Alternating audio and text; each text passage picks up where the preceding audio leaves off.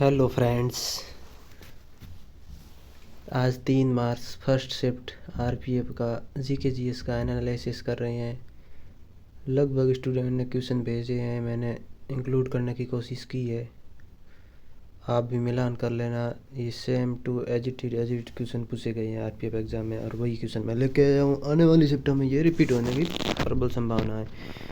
तो question number शुरू करते हैं अपन। महात्मा गांधी ने 1920 में कौन सा आंदोलन शुरू किया? तो महात्मा गांधी ने 1920 में असहयोग आंदोलन शुरू किया। कौन सा आंदोलन शुरू किया? असहयोग आंदोलन शुरू किया। भारत में सर्वाधिक वर्षा का स्थान कौन सा है? तो इसका आंसर हो जाएगा मेघालय में स्थित चेरापूंजी और मानसीनराम में सबसे अधिक वर्षा होती है भारत में। ये क्वेश्चन पूछा था। फिर अपन क्वेश्चन नंबर चलते हैं। 38वें राष्ट्रीय खेल कहाँ आयोजित हुए हैं? तो ये 38वें राष्ट्रीय खेल आयोजित हुए हैं 28 जनवरी से 14 फरवरी 2025 तक उत्तराखंड में आयोजित हुए। कहाँ पर हुए हैं? उत्तराखंड में आयोजित हुए हैं। उत्तराखंड 28 जनवरी से 14 फरवरी तक। अभी हाल ही में 14 फरवरी को ये बंद होंगे और उत्तराखंड में आयोजित हुए हैं। फिर अपन क्वेश्चन नंबर चलते हैं। इनका शुभंकर क्या है? तो 38वें खेलों राष्ट्रीय खेलों का शुभंकर मौली था। क्या था? मौली था, जो उत्तराखंड के राज्य पक्षी मोनाल से संबंधित था। किससे संबंधित था? राज्य पक्षी मोनाल से संबंधित था। उत्तराखंड के राज्य पक्षी मोनाल से संबंधित था। और शीर्ष प्रदर्शनकर्ता सेवा खेल नियंत्रण बोर्ड यानी, और महाराष्ट्र द्वितीय और हरियाणा का तृतीय स्थान। हरियाणा का कौन सा स्थान लगा? हरियाणा का तीसरा स्थान लगा। फिर अपन क्वेश्चन नंबर चलते हैं। भारत में हरित क्रांति का जनक किसे कहा जाता है? ये क्वेश्चन आया था फर्स्ट शिफ्ट में आया था। एम.एस. स्वामीनाथन को कहा जाता है भारत में हरित क्रांति का जनक। भारतीय हरित क्रांति का जनक माना जाता है मेनकाबू स्वामीनाथन, ये इनका पूरा नाम है।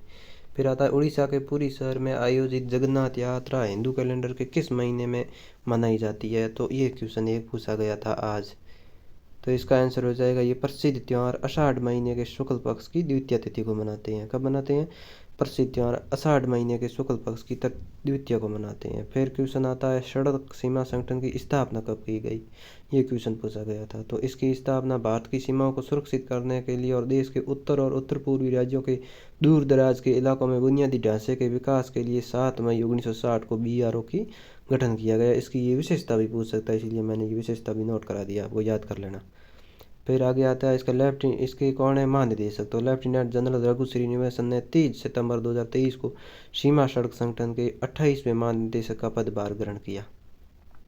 फिर आता है विद्युत जनित्र का उपयोग क्या है? तो ये साइंस से क्वेश्चन है। तो विद्युत जनित्र का इस्तेमाल यांत्रिक ऊर्जा को विद्युत ऊर्जा में बदलने के लिए किया जाता है। इसका इस्तेमाल घरों और कार्यालयों में बिजली के उपकरणों को चलाने के लिए किया जाता है। इसे डायनेमो के नाम से भी जाना जाता है। इसको अन्य किस नाम से जाना जाता है? डायनेमो के नाम से भी जाना जाता है। फिर आता है यूनेस्को की अमूर्त सांस्कृतिक विरासत सूची में कौन सा मेला शामिल सूचीबद्ध है? तो ये कुंभ मेले से आ गया। तो ये कुंभ मेला है, 2017 में शामिल होता है। 2021 में क्या शामिल होती है? वैदिक जब शामिल होता है। और 2023 में गरबा शामिल होता है। थार के रेगिस्तान की विशेषता क्या है? तो थार के रेगिस्तान की विशेषता में वार्षिक वर्षा 25 सेंटीमीटर है। कम औसत वर्षा के कारण यहाँ शुष्क जलवायु और नाम मात्र को प्राकृतिक वनस्पति पाई जाती है। इन विशेषता के कारण इसे मरुस्थली के नाम से भी जाना जाता है, और ये दुनिया में सबसे अधिक जनसंख्या घनत्व वाला रेगिस्तान है। अगला क्वेश्चन आता है सिंगापुर और भारत के मध्य सिम्बेक्स 2024 समुद्री द्विपक्षीय युद्ध अभ्यास कहाँ पर संपन्न हुआ? ये करंट अफेयर से सवाल पूछा गया था। तो ये विशाखापट्टनम और बंगाल की खाड़ी में संपन्न हुआ था। किसके मध्य? भारत और सिंगापुर के मध्य। सिम्बेक्स 2024 विशाखापट्टनम और बंगाल की खाड़ी में हुआ था। अगला क्वेश्चन आता है भारत के संविधान का कौन सा अनुच्छेद कानून के समक्ष समानता दर्शाता है? तो ये शब्दवा अनुच्छेद कानून के समक्ष समानता दर्शाता है भारत का शब्दवा कॉन्स्टिट्यूट अमेंडमेंट।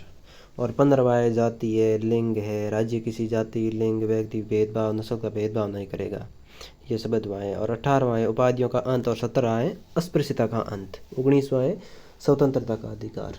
19वां और 19 से लेकर 22 तक स्वतंत्रता का अधिकार। 23 से 100 शोषण के विरुद्ध अधिकार है।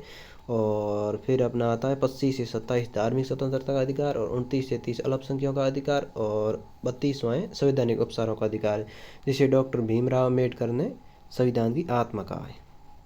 फिर चलते हैं बाल गंगाधर तिलक को लोकमान्य कब जाना जाने लगा? तो ये क्वेश्चन है। तो साल 1897 में पहली बार तिलक पर राजद्रोह का मुकदमा चला और उन्हें जेल में भेज दिया गया। इस मुकदमे और सजा के चलते उन्हें लोकमान्य तिलक की उपाधि मिली। तो ये कब मिली? 1897 में लोकमान्य तिलक की उपाधि मिली इनको, जब इनको राजद्रोह का मुकदमा चला और उन्हें जेल भेज दिया गया। फिर अगला क्वेश्चन आता है, राज्य प्रशासनिक न्यायाधिकरण की नियुक्ति कौन करता है? तो इसकी नियुक्ति करता है राष्ट्रपति जी। कौन करते हैं? राष्ट्रपति करता है।